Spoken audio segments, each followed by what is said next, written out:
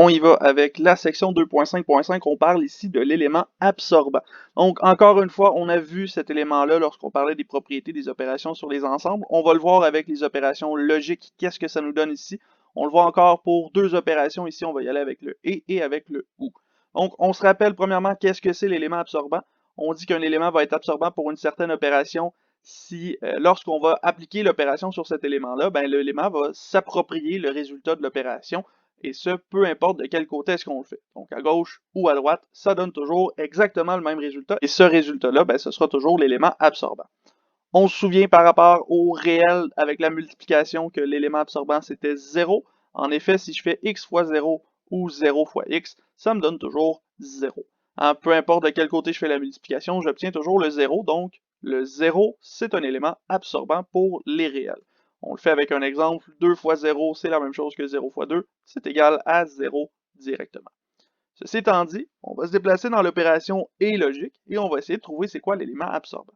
Cet élément-là, ben, on va dire que c'est le commutateur ouvert parce que ce commutateur-là, il agit comme un trou dans le circuit, donc le courant ne pourra jamais passer dans notre et logique. Le et logique va toujours être faux s'il y a un trou dans notre circuit, s'il y a un trou dans notre fil électrique. On regarde ça avec le circuit justement. Dans ce cas-ci, si je fais passer du courant, ben ici, comme mon commutateur A est ouvert, le courant ne peut juste pas passer dans mon circuit.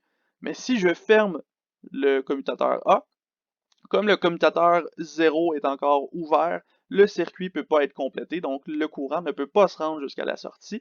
On a donc deux situations qui nous amènent au même résultat. On n'a aucun courant dans notre circuit. Si on regarde la table de vérité qui est associée à cette situation-ci, bien évidemment, lorsqu'on fait A et 0, ben comme on a toujours un 0 dans la colonne 2 ici, on ne pourra jamais avoir une valeur vraie pour le et, peu importe de quel côté on le fait. En effet, j'ai trois colonnes qui sont exactement identiques pour le 0, pour le A et 0, pour le 0 et A. Donc l'élément absorbant s'est vraiment approprié toutes les réponses possibles dans notre situation actuelle.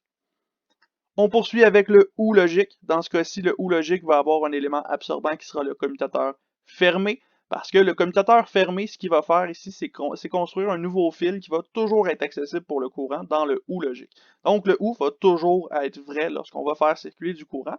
Si on regarde dans le commutateur, normalement ici, ben, si je fais passer du courant dans l'entrée, ce courant-là va toujours pouvoir passer dans la branche du commutateur fermé et se rendre directement à la sortie. Donc, même si mon commutateur A est ouvert, mon résultat, ce sera toujours que le courant passe, donc on a une situation qui est vraie en bout de ligne. Si je ferme le commutateur A, ben là ici j'ai le même choix, j'ai encore la même situation, je peux passer par la branche du A ou par la branche du commutateur fermé, j'obtiens quand même du courant en bout de ligne dans mon circuit à la fin. Dans la table de vérité, on peut aussi conclure la même chose ici.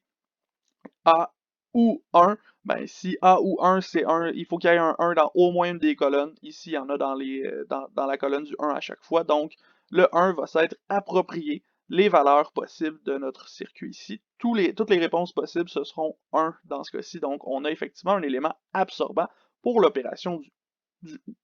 Ceci étant dit, on vient de faire le tour de l'élément absorbant, on sait maintenant à quoi ça correspond lorsqu'on parle des opérations logiques. Donc, on va s'arrêter ici, on va se revoir dans une prochaine vidéo avec l'idempotence et les propriétés du complément. Donc, nous, on s'arrête ici et on se revoit dans une prochaine vidéo.